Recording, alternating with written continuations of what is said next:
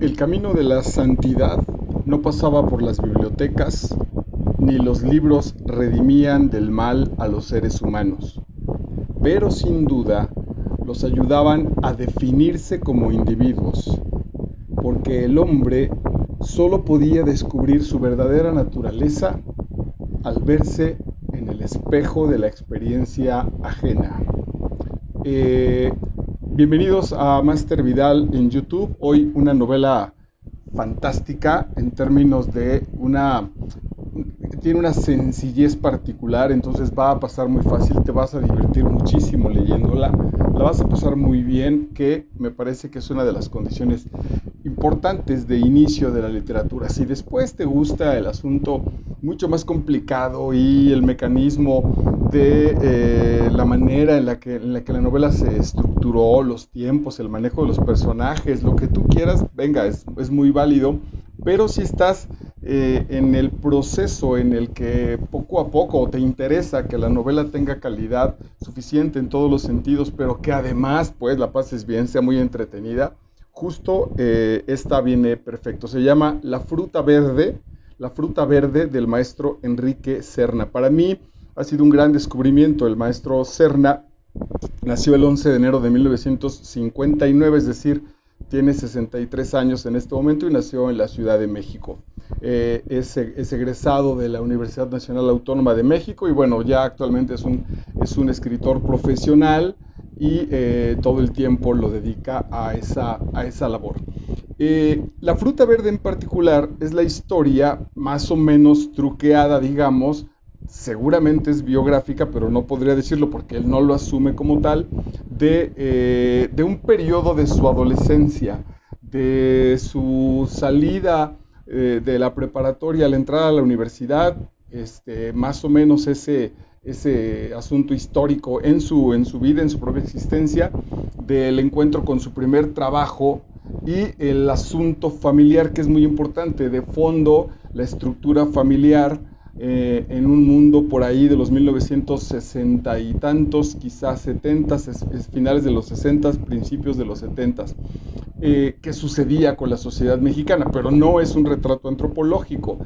Gracias a que tenemos una espléndida narración, nos vamos enterando de cómo esa familia interactúa con los procesos históricos, básicamente de la Ciudad de México con la entrada a la universidad y ese proceso de madurez del primer trabajo. Es una familia muy particular, bueno, sí, en realidad sí, porque en ese tiempo no era tan socorrido el asunto del divorcio, entonces nuestro personaje vive en su adolescencia con una mamá que extraña muchísimo al padre, que está muy enojada porque el padre dejó esa familia, se divorciaron y se fue a casar con una mujer más joven que él y que ella, por supuesto, y entonces ella está con ese prejuicio a tope, castigando, haciéndose la buena, castigando, digamos, al papá, que aunque reconoce que ha sido un buen papá, ella no ha podido superar que fue, comillas, pues, abandonada por este hombre que se fue tras una mujer más joven. Y entonces la experiencia de este muchacho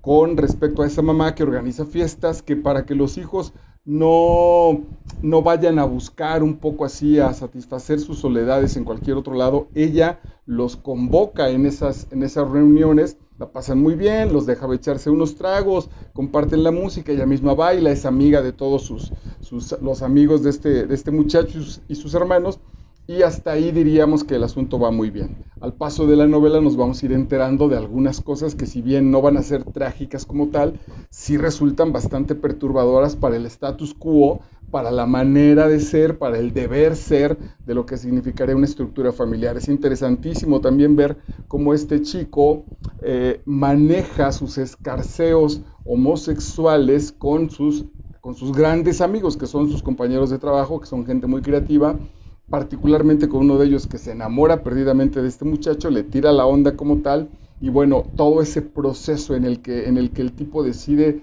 que no quiere, que él está seguro de su asunto de sexualidad, y sin embargo también asume que se siente muy, muy atraído en términos espirituales, en términos intelectuales del otro muchacho, pues, que le está tirando la onda. Esta llegada, esta fabricación del asunto chilango, la llegada de los jóvenes del interior del país a esta enorme metrópoli que hará el centro cultural del país. En fin, todos esos temas están ahí y se van mezclando y van apareciendo y entonces presentan un mosaico sociocultural del México de esas épocas, pero insisto, no es un repaso histórico, la novela está perfectamente sustentada en las vivencias de este muchacho.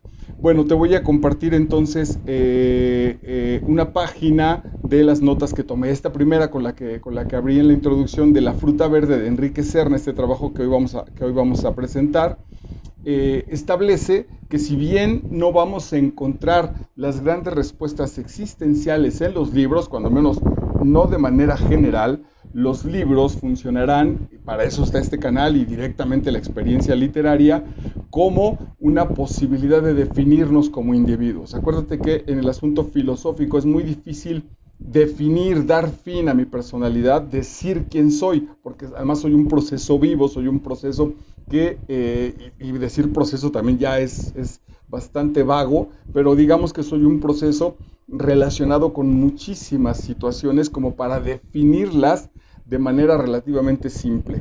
Entonces,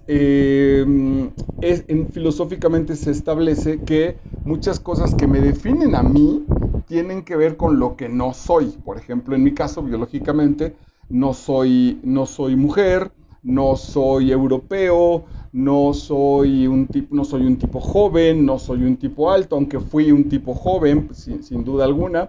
Esas cosas que no estoy siendo van, quizá la posible gran negación de un montón de cosas, no soy mi hermano, no soy mi padre, no soy mi hijo, esas situaciones que voy negando de mí en una especie de hermosa paradoja, justamente me van descubriendo, como si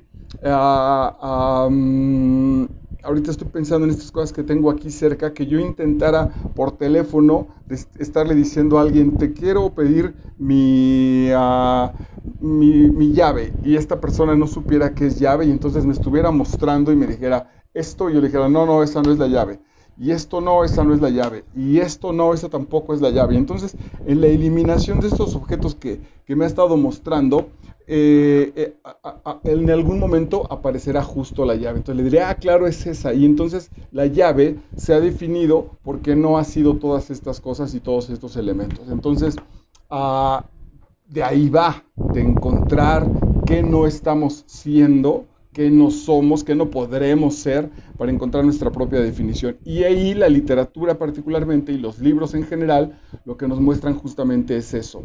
Nos permiten, dice Serna, ayudan a definirse como individuos porque el hombre solo podía descubrir su verdadera naturaleza al verse en el espejo de la experiencia ajena. Al yo mostrar, al yo asomarme y permitir que la realidad literaria se muestre hacia mí, yo en ese sentido voy reconociendo quién soy, qué quiero de la vida, cómo manejarla, etcétera, etcétera. La gran literatura trata sobre eso y la gran literatura, la magia de esta gran literatura es que lo aborda sin el consejo. Es un terrible defecto que los maestros de literatura pregunten sobre la moraleja de la obra. ¿Cuál es el mensaje de la obra? Y que han contaminado entonces al arte de una situación pedagógica que sin duda la tiene, pero va mucho más allá que solo el asunto como de un aprendizaje. Reconocer, por ejemplo, yo batallo mucho con mis compañeros profesores y a veces, bueno, pues la tradición pesa muchísimo en que qué sentido tiene que los chicos distingan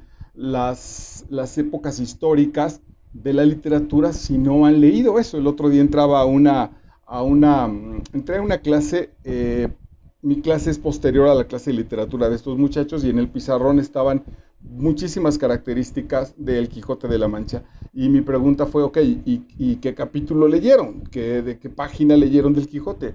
Y el asunto fue, no leímos nada del Quijote, vimos una peli, hicimos un mapa conceptual, entramos a internet, entonces tienen datos del contexto se me escapa, fíjate, por estar jugando, no jugando, por estar sacando ese hilo, se me escapó el nombre de Miguel de Cervantes, pues tiene el contexto vida de Miguel de Cervantes, tiene el contexto histórico de la obra, pero no leyeron, no abrieron el texto del Quijote de la Mancha. Y entonces yo decía, este ejercicio de literatura es verdaderamente absurdo, como si tuviéramos en algunos casos así sucedió ahora en el asunto de la pandemia, que tuviéramos educación física con los textos, ¿no? Y entonces las abdominales son este diseño y este ejercicio fortalece tal músculo, pero nosotros no lo hacemos, solo lo describimos. Así me genera esta experiencia. Bueno, para eso van estos libros. Enrique Serna,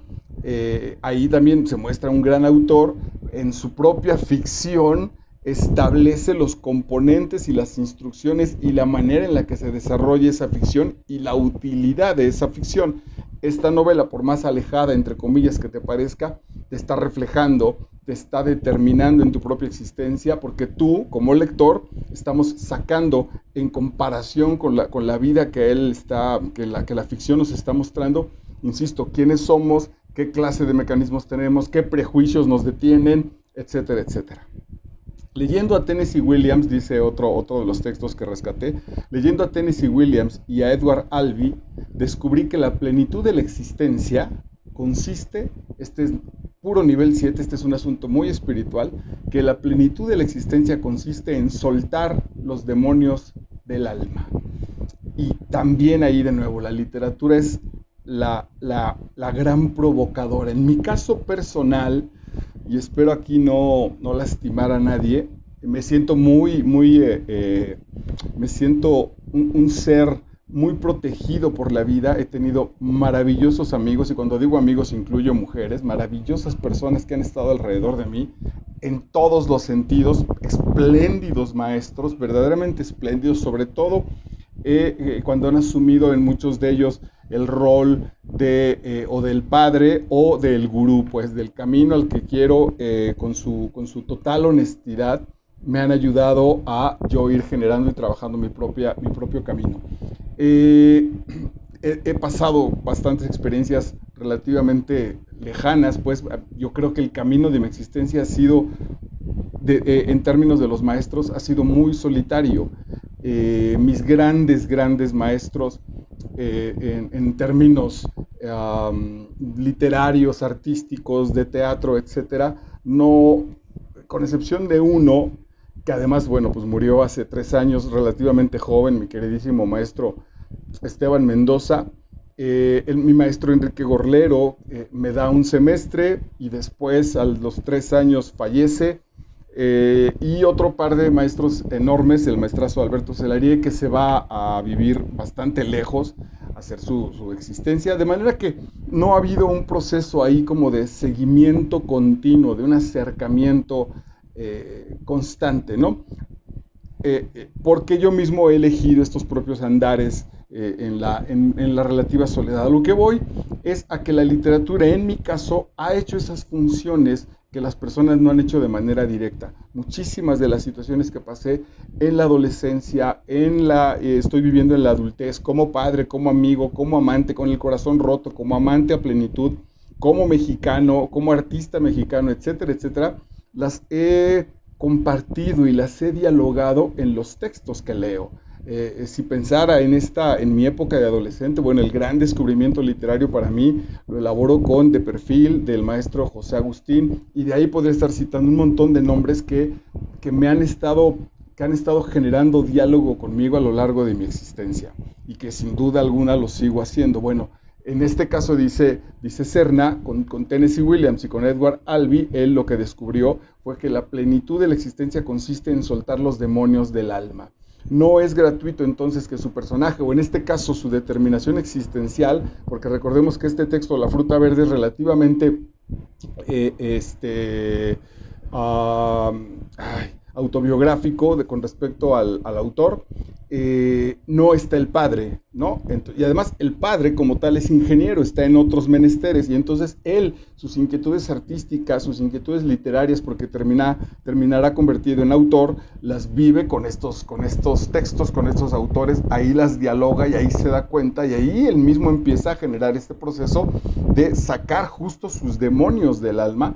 Uno de ellos atraviesa la novela, que es muy interesante. No quisiera yo aquí vendértelo para que te acerques al texto, pero es verdaderamente interesante cómo desde su posición vital con respecto a la sexualidad, el tipo se entrega a la experiencia, la vive y la resume de una manera muy particular, muy definida, arriesgándose él mismo a romper o a reconocer como tal de qué están hechos los prejuicios, hasta dónde da ese límite moral, ético de la vida, pero de manera práctica, ¿no? Una cosa, pensaría pues como estos otros autores en otro sentido que van y prueban las drogas y las prueban con un espíritu científico, pues, ¿no? Y ahí retoman su experiencia, o lo mismo con la espiritualidad o la religión, se acercan y lo toman como testigos reales, vivos, que se dejan tocar físicamente, incluso aquí en este caso literalmente, si ya leíste la novela, y entonces digamos que regresa para contar su experiencia, no de oídas, no sin el asunto de decir, bueno, pues como no se me antoja, entonces no le entro, sino justo a plenitud, como ese fruto verde que está en proceso de maduración y que él dice, bueno, pues si el fruto está verde y tendrá que madurar, yo lo suelto para que se viva ese proceso biológico, ético, etcétera, etcétera, yo diría incluso pues espiritual. Nunca se atrevió a sospechar que la normalidad pudiera ser una mierda. Mamá, está hablando de mamá. Aquí es importantísima la relación con mamá. Ahí habría un gran elemento. Si quieres reconocer o reflejarte, generar un espejo, trabajar tu propia interioridad con respecto a las imágenes maternas, este es un gran texto, La fruta verde de Enrique Serna. Él revisa en la conducta de su madre que se ha portado bastante bien, que como madre es espléndida, pero que como persona no es feliz y que como persona no está satisfecha y que la existencia de la madre no es plena en ese sentido.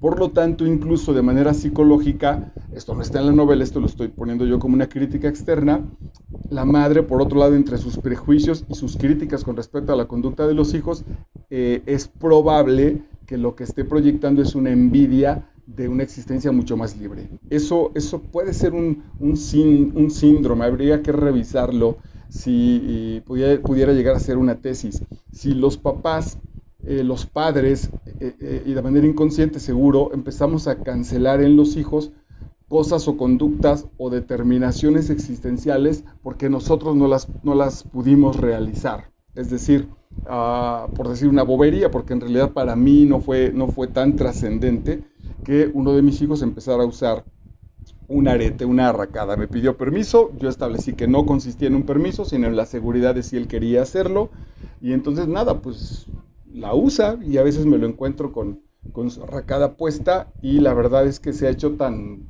relativamente natural que no, ni siquiera genero un comentario ni de si me gusta o no me gusta. Así es, así lo vive él, así se viste, así se arregla, así se presenta ante el mundo. ¿Y quién demonios sería yo para cuestionar o juzgar esa situación? Bueno, en el caso, lo que estoy planteando aquí, que me parece que esto es lo que está en la novela de Serna, el asunto es que la mamá no lo sabe, pero cancela mucho las libertades, como si envidiara las libertades que ella no tuvo. Ese proceso, en términos en términos psicológicos, tendría que sanarlo. Ella tendría que generar no está en la novela, ella tendría que generar un proceso de saneamiento con su adolescente, posiblemente incluso con su niña, para quitar ese resentimiento, porque además es muy doloroso. Imagínense estar resentido y envidiando a los propios hijos, o sea, castigar a los hijos en términos de estarlos revisando, de sus conductas, de estorbarles en la existencia, porque nosotros no tuvimos esa libertad, porque nosotros no tuvimos esa oportunidad, incluso tal vez, de realizar nuestros sueños o incluso como tal de vivir esas perversiones. Es decir, estuve tan alejado del asunto de la posibilidad de hacer tal travesura, tal desmadre, tal aventura, que cuando mis hijos viven esa posibilidad yo me resiento con su conducta o me resiento con su actitud.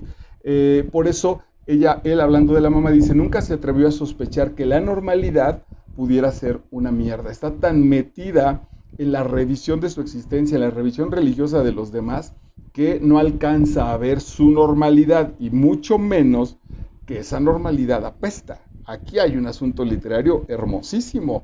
¿Qué es? Tendríamos que establecer qué es nuestra normalidad, ¿no? Yo para mí mismo, ¿qué es mi normalidad? En la que mezclo trabajo, el teatro, mi asunto de los cursos de coaching, mis relaciones personales, mis amigos, el ejercicio, bla, bla, bla, un montón de lo que genera mi mundo relativamente normal y plantearme si esa normalidad, que a lo mejor a mí me parece muy interesante, es muy probable que apeste, que sea una porquería y que yo no esté revisando que ese proceso lo estoy viviendo. Otro párrafo dice, este es muy bueno, bueno, en general creo que son muy buenos los que te estoy compartiendo, pero este tiene una joyita particular. Dice, odiaba la introspección, un vicio mental que en su caso tenía consecuencias funestas. La mamá odiaba entrar a sí mismo. Aquí la maestra, ahorita te lo voy a decir, en el texto que aquí lo tenemos desarrollado con respecto al niño interior. eh,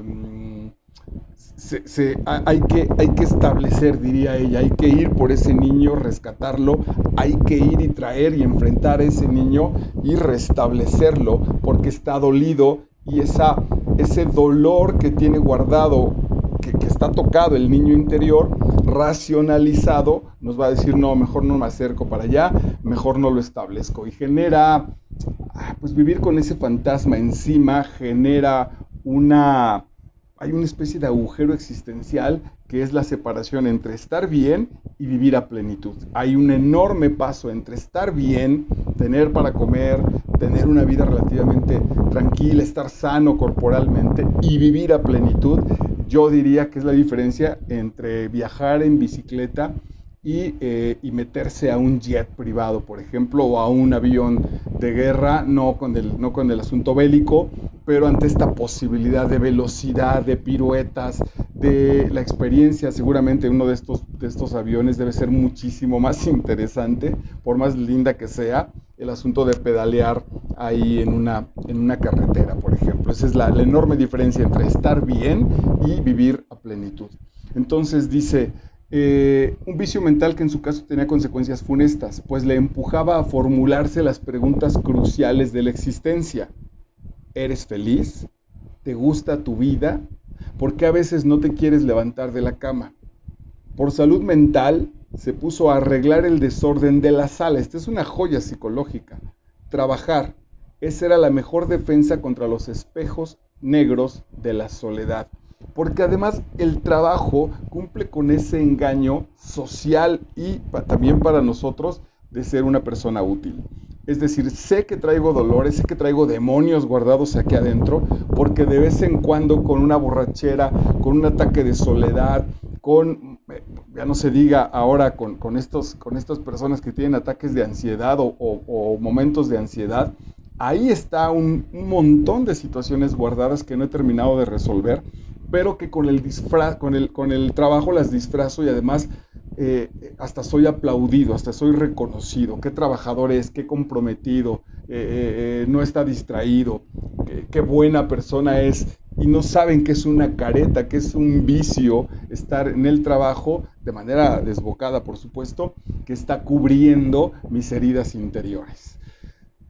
Otra vez, con respecto a la mamá, si bien mandaba en la casa, desde hacía tiempo ya no mandaba en su vida. Y ahí es una joya esto de coherencia. Si tú eres papá o mamá, el asunto para el respeto con respecto a los hijos consiste en nuestra coherencia. Si soy coherente entre lo que digo, hago, pienso, hay respeto del resto de las personas. Soy así, así pienso y así son mis acciones, es decir, yo pienso que la puntualidad es un valor importante, eh, hablo de puntualidad, pero sobre todo soy puntual. Si esas tres condiciones están puestas, poco a poco me voy ganando el respeto de los demás. Evidentemente, y el más importante incluso, de los hijos. Es clarísimo, aquí está, Internet está lleno de psicólogos que establecen que los hijos nos pueden estar escuchando, pero particularmente ellos en la relación y sobre todo en su propia formación como seres humanos, están 100% atentos de lo que estamos haciendo. Nuestras acciones son las que hablarán por nosotros, literalmente en el caso de los padres. Y por supuesto en el asunto profesional, hablo de maestros, de amantes como tal en las relaciones. Lo que nos sostiene son las cosas que estamos haciendo. Aquí hay en YouTube una persona a la que sigo y con respecto a las relaciones de pareja y dice, no creas lo que tu pareja te dice, no por una situación de prejuicio, ve lo que hace. Ahí está el material de la información verdadera. Decir las cosas, cualquiera abrimos la boca y soltamos un montón de cosas. En los hechos están los elementos que están dando sustento a una existencia coherente o a fantasías. Entonces, es una joya. Él dice con respecto a la mamá, si bien mandaba en la casa por una cuestión de autoridad, por una cuestión de edad, por una cuestión de sistema y tradición, desde hacía tiempo ya no mandaba en su vida. Sabíamos que mamá trae un desmadre interior, mamá no es feliz y esa coherencia es la que nos llega. Entonces, por más que quieran determinarlo, acercarse a los hijos, yo creo que hay una distancia que no tiene que ver, que es una justificación decir que es por generaciones, sin duda alguna existe, pero nos hemos escudado tras el asunto generacional para no acercarnos, pero en realidad es que acercarse a la gente joven implica ese compromiso de ser coherente. Ni modo, le había tocado vivir en un país defectuoso, un gran ejercicio de aceptación de la realidad. Ni modo, le había tocado vivir en un país defectuoso, incompleto, hemipléjico, en donde la gente amaba de perfil, se prostituía a medias, cambiaba de identidad al gusto de su auditorio. Es importantísimo este proceso histórico en México. Ya lo venía trabajando Carlos Monsiváis cuando cita aquello de los primeros norteamericanos nacidos en México, en una etapa a partir de los 60, con la apertura con ese orden mundial trabajado después, 20 años después, pero que ya venía lanzando sus primeros indicios. El rock and roll, el asunto del liderazgo de los Estados Unidos como el gran país mundial, el vendernos la democracia, digo vendernos porque todo lo que implica, pues, el capitalismo, etcétera, el sentirnos ciudadanos del mundo. Incluso aquí lo hemos trabajado en el siglo XX, la literatura mexicana básicamente tiene estas dos grandes vertientes: quienes voltean hacia adentro y revisan hacia nosotros mismos al interior, e incluso al interior geográfico. Estoy pensando en Rulfo, por ejemplo, en Juan José Arreola, y quienes también desde ahí mismo, desde esa revisión, pero la lanzan, digamos, la expanden hacia el mundo, sabiéndose también ciudadanos del mundo. Carlos Fuentes, Octavio Paz, etcétera, por citar a los más importantes, ¿no? Las diferencias literarias entre un José Revueltas en esta novela bellísima de estos hombres que están en el puerto, el hijo de la prostituta que termina por regalar a su hijo al marinero, o pensaría también, pues, ahora en Jorge Volpi trabajando en busca de Klingstor, el asunto de la bomba atómica a nivel internacional, donde no aparece ningún personaje mexicano más que el autor, que sabemos que está volteando a una realidad más amplia en términos internacionales. Bueno, pero nosotros, parte de esa aceptación es esta, que nacimos en un país defectuoso, incompleto, hemipléjico, y esa situación social se manifiesta también en nuestra estructura y en nuestros movimientos existenciales individuales. Somos parte de esa gente que ama de perfil, somos parte de esa gente que se prostituye a medias o me prostituyo a medias y cambio de identidad al gusto de mi auditorio. Ahí podría poner mis condiciones, porque eso incluso ha determinado, pues, mi poca popularidad o mi falta de un éxito a plenitud, porque ahí no he cedido, ahí yo no he dado ese giro ni lo he ido a buscar. Pretendo seguir generando esta identidad que a mí me parece la más adecuada para mí, y si eso después se transmina y lo logra, venga, no es algo que me preocupe como tal. No trabajo al gusto de mi auditorio, podría ser miles de cosas, incluso algunas de ellas por supuesto que las sé hacer, según yo también alcanzo ya como a negociar, pero hay algunos límites en los cuales definitivamente no. Bueno, no es de mí, el asunto es que tenemos una vida puesta así, en los asuntos profesionales, en los asuntos de las relaciones. ¿En qué momento, tocándolo con la cita anterior, ya sabes que no estás siendo feliz con tu pareja, que no estás siendo feliz con tu familia y terminas negociando a medias, terminas prostituyéndote a medias al costo sin duda alguna de tu estructura psicológica, es que lo quise mezclar con psicoespiritual, de esa estructura que tarde o temprano, jugando con el texto, con el título de este libro, no está permitiendo que esa fruta verde madure, crezca a plenitud y tenga su proceso y sus sabores más espléndidos y su riqueza nutricional, a la que le corresponde en términos de plenitud. Sí, le contesta a la madre, sí, madre, contigo no puedo fingir. Dios, o como se llame, el hijo de puta que gobierna nuestro destino, está en deuda conmigo. Ahí, claro, en este nivel 4, en nivel psicológico, estaríamos pensando, diría desde fuera, que está viviéndose como víctima nuestro personaje, pero no es una novela espiritual, por lo tanto tiene derecho a generar esa conciencia. Hasta ahí le alcanza, hasta ahí respetémoslo, o a partir de ahí generemos esta crítica. Está en deuda conmigo, dice la mamá. Me debe un romance tierno en la cabaña de un bosque, una tarde de amor con lluvia en los cristales, fuego en la chimenea.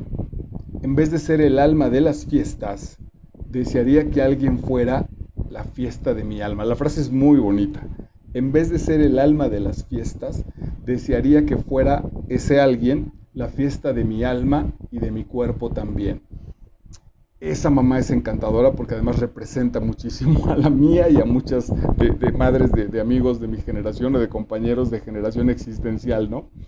Una madre en, encarnada de manera tal en su personaje que se olvidó de ella, que procura para los demás, particularmente para sus hijos, una vida feliz, plena, etcétera. Ahí mismo esta madre recibe sus aplausos y se siente satisfecha y cree que está viviendo o que ha vivido una vida a plenitud, y viene un profundo dolor porque a veces se da cuenta que lo que ella pensaba, es decir, yo estoy entregando todo para mis hijos, y cuando les preguntan a los hijos no damos la misma respuesta, ¿no? Como si dijera a mi mamá, yo entregué el 99% de mi vida. Marco, ¿cuánto recibiste? Yo diría, mamá, pues yo recibí el 60%.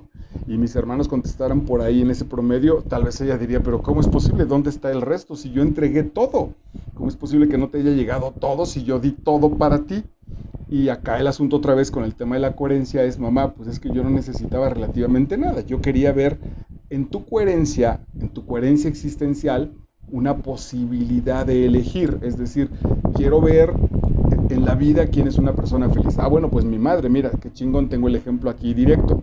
Quiero ver quién es un gran ser humano que vive a plenitud, que está satisfecho con él mismo. Mi padre, ah, mira, pues qué maravilla, está aquí cerca, y entonces lo sigo.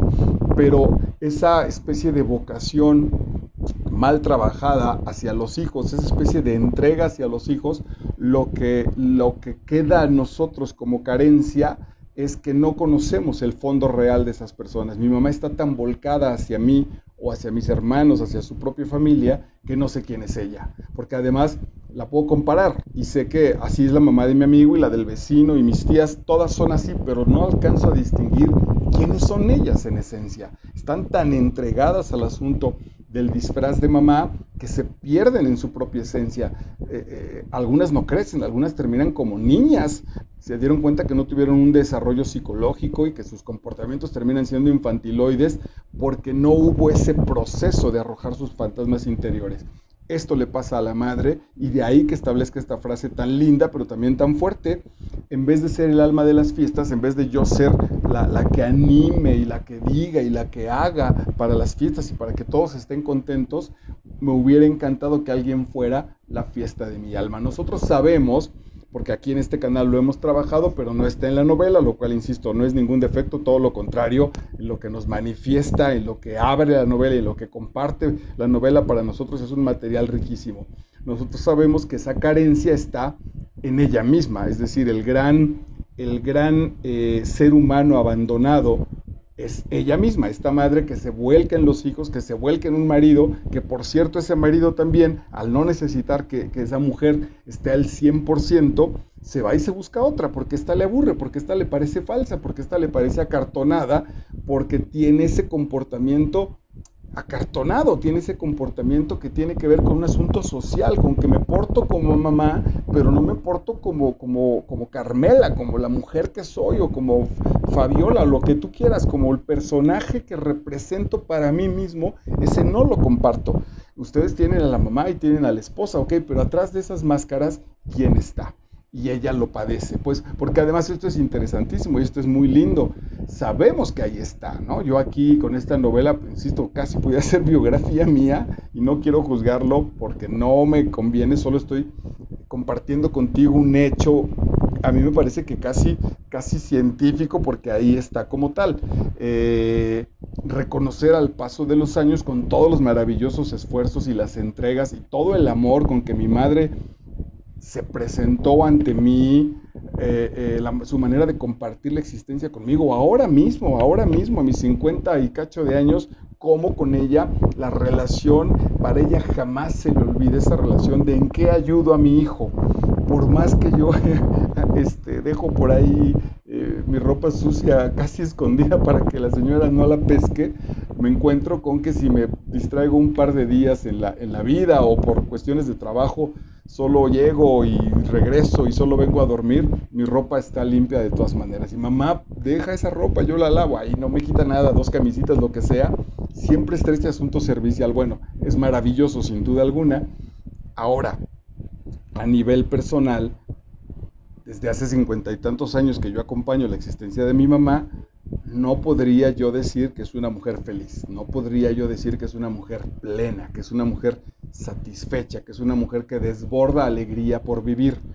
No lo puedo decir y también lo dice su propio cuerpo y también lo dicen sus propias enfermedades. Hablo de sus procesos físicos que de manera simbólica muestran que esta mujer con todo y que como madre y que la relación conmigo se ha entregado y que es muy satisfactorio, no encuentro yo una coherencia justa, un par de situaciones que embonen con precisión, con que incluso ese material, esa vocación que ella ha trabajado, le haya permitido disfrutarlo. Estoy casi seguro que ella diría, misión cumplida, como mamá, misión cumplida, y pasaría el examen sin ningún problema.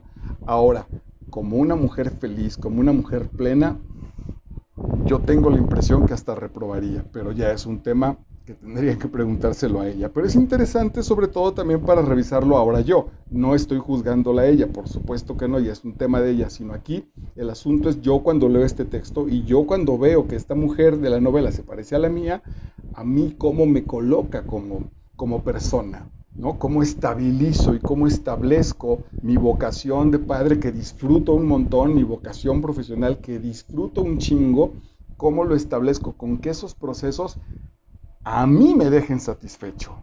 Ir a cenar hace poquito fui a la casa de mi hijo y pasé un tiempo extraordinario con él, se acaba de armar una pantalla y proyecta ahí sus pelis y me invitó a ver un partido de básquetbol y la pasamos genial, la pasamos maravilloso. No voy con la vocación de cumplir como papá, que sin duda ahí está, pues a mí me halaga mucho que él, dentro de todas las personas a las que pueda invitar para pasar un par de horas, dos de ellas en su existencia sean para mí. Eso me halaga muchísimo, pero me deja además muy pleno. No es que, cumplo con el disfraz de papá, sino tiene que ver con que así me mueve en el mundo. Y qué maravilla de la vida que lo mismo pueda pasarme 2 horas en un motelito con una aventura, o 2 horas viendo el partido de básquetbol con mi hijo, o 2 horas acompañando a mi madre a la iglesia y rezar, o cualquier situación.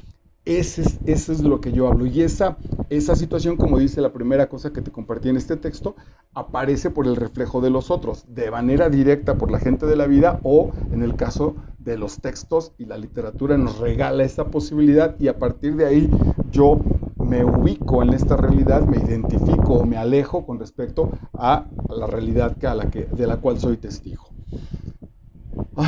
Ok, sí, ya está. Esa inquietud me hace pensar, esa inquietud de la madre, esa inquietud me hace pensar que tal vez mi necesidad de agrandar el círculo de amigos, de tener una familia cada vez mayor, es una manera de anularme como persona. Mientras, aquí es terrible, porque hace tiempo una amiga no la pude sacar de ahí. Somos muy, muy amigos, pero yo le decía, revisa, no me parece que estés muy enamorada de tu galán. Yo que tú esperaría, no te cases. Pues se casó. Y después le dijo que, bueno, ya estás ahí, intenta que el embarazo, eres muy joven, son muy jóvenes, intenta que el embarazo se prolongue para que la relación se fortalezca. Pues no, nada, se embarazaron. Y ahora no es feliz, no es una mujer plena, pero ahora no tiene manera de salirse por su hijo. Esto fue absolutamente un propósito, seguramente inconsciente, de su proceso de la necesidad de que mientras más personas haya a mi alrededor, la posibilidad de que ese número de personas cancelen mi soledad. No hay manera. De hecho, yo creo que mientras más personas haya, más grande será la perspectiva de tu soledad, ¿no? Porque si de pronto solo tengo una pareja y esa pareja no está, bueno, pues es obvio que la extrañaré y que estoy solo.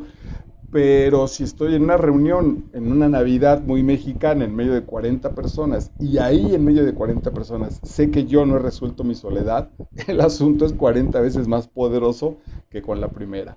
Esa inquietud me hace pensar que tal vez mi necesidad de agrandar el círculo de amigos, de tener una familia cada vez mayor, es una manera de anularme como persona.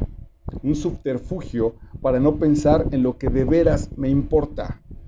He postergado tanto tiempo mis ansias de amar, eso es brutal, he postergado tanto tiempo mis ansias de amar, y eso que ha tenido hijos, y eso que tuvo pareja, las he guardado en un frasco de formol con la esperanza de adormecerlas. La imagen es muy fuerte, pero es muy linda. Las he guardado, mis ansias de amar, las he metido en un frasco de formol con la esperanza de tranquilizarlas, de adormecerlas. Y sin embargo, siguen vivas, porque son los elementos vitales, son las semillas de una existencia plena.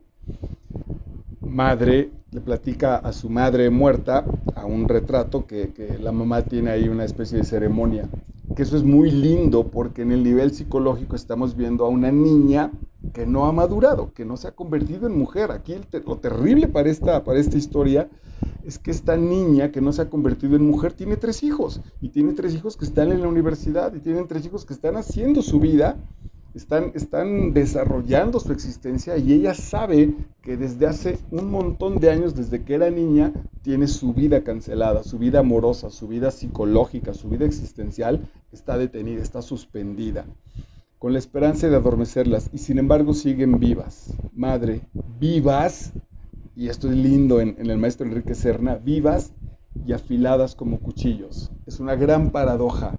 Las ganas de amar, las ganas de ser tierno, las ganas de mostrar quién soy, las ganas de volcar mi vocación y mi destino en un regalo amoroso para la existencia y para los otros, si esas ganas no salen, si esas ganas no fluyen, se convierten en filosos cuchillos que nos desgarran el alma, que nos desgarran el corazón. Y no salen porque somos niños asustados, no salen porque somos niños que alguna vez, o las ocasiones en que lo expresamos, fuimos cancelados seguramente por nuestras figuras de mayor peso de autoridad, o por nuestras figuras dadoras de amor. Entonces, Marcos, si te sigues portando de esa manera, te voy a cancelar mi amor, te vas a quedar solo, va a venir por ti el señor del costal, vas a perder la pertenencia a esta casa. Y de niños esos elementos nos dañan muchísimo. Entonces, con tal de portarnos bien y seguir siendo aceptados, hemos cancelado el desarrollo pleno, sano, poderoso de lo que teníamos que ser, de los sueños que están cancelados para nosotros, lo cual es verdaderamente terrible. Y luego, después de todo lo que pasa el personaje, ahora creo que yo quizá ahí me identifiqué más, tomé de la novela La fruta verde esta línea del personaje con la relación de su madre, pero pasa toda una aventura en su propia existencia, en su propio andar profesional, un montón de cosas interesantes en la novela. Y para el final, lo cual da un sesgo espiritual a nuestra novela, da un sesgo de traslado del personaje nacido de una situación para convertirse en otra, mucho más sabio, mucho más establecido, mucho más fuerte, adulto incluso en ese proceso de desarrollo, gracias a la ayuda de los libros. Dice: ten mamá, es mi vida. El tipo escribe una novela, se la regala a la mamá, se la ofrece pues el manuscrito para que lo lea, le dice: ten mamá, es mi vida, me la puedes pasar en limpio, porque la novela empieza que la mamá está muy orgullosa porque este niño gana concursos de escritura, en términos de redacción es el mejor de su escuela, y entonces el tipo escribía y la mamá le pasaba en limpio en la máquina mecánica de escribir, le pasaba sus trabajos, hasta que un día, por situaciones de la existencia, el tipo ya no confía en la mamá y ya no le entrega los trabajos, y esa arma una gran separación que duele porque está cargada de amor, porque una de las personas que más aman entre ellos dos, madre e hijo, no se pueden compartir las cosas porque básicamente mamá está llena de prejuicios, y también porque básicamente mamá no tiene una coherencia existencial, se la pasa juzgando un mundo, se la pasa en un mundo de guerra. Ella, podríamos aquí citar al rey Lear, podríamos citar al caballero de la armadura oxidada. Imagínate que nosotros siendo niños, llegada a nuestra casa, papá con una armadura. Todos los días llega con una armadura. Ahora hablo de manera literal. Que papá cuando caminara se escuchara su armadura cómo hace ruido y tú le quieres dar un abrazo y el tipo está frío. O si él te abraza un poco fuerte te va a lastimar porque los pinches fierros esos te hacen daño. Entonces vas a terminar por no acercarte, o no le conocemos el rostro porque siempre la visera está puesta. Literalmente así andamos por la vida, entonces no le permitimos a la gente nuestra vulnerabilidad, no sabe quiénes somos, no se acerca porque todo el tiempo estamos con una armadura, y la armadura de ser padre y ser madre es brutal, y además es doblemente brutal, doblemente espantosa porque está pegada a la piel, como en el caballero de la armadura oxidada, ¿no? Que tiene que llorar esas lágrimas que le permiten que la armadura se vuelva a despegar de la piel porque se ha hecho un solo elemento. Entonces termina esta novela con ese gran regalo espiritual donde el tipo, en un reconocimiento importante de la labor que ha hecho su madre, de la formativa, a base de madrazos, a base de equivocaciones, pero al final de cuentas formativa para él, de nuevo ese manuscrito, de nuevo esa relación va a quedar saldada cuando él le dice: ten mamá, es mi vida, me la puedes pasar en limpio. Quizá entonces yo, en lugar de castigarme, pensar también, y esto es muy espiritual en otros sentidos, la posibilidad de que los otros hagan cosas por nosotros. Si yo no permito que mi mamá de vez en cuando talle mis playeras y mis calcetas, le estoy cancelando la posibilidad de estarme diciendo te amo. Ella es muy probable, ay, me acabo de emocionar, es muy probable que se sienta muy frustrada y muy desesperada porque cómo le dice te amo a su hijo intelectual, cómo le dice te amo a un hijo que hace cápsulas de literatura cuando ella acabó la secundaria, por ejemplo. Pues esa es una manera, ¿no? Una manera es esa, que no lo tiene que decir, que no lo tiene que anunciar, que no tiene que venir atrás de una cita de un autor. Dice te amo a plenitud cuando lavo tus pinches camisas, aunque tú puedas lavarlas, aunque tengas dinero para ir a la lavandería, aunque otras mujeres a veces te digan dame tu ropa, te la lavo.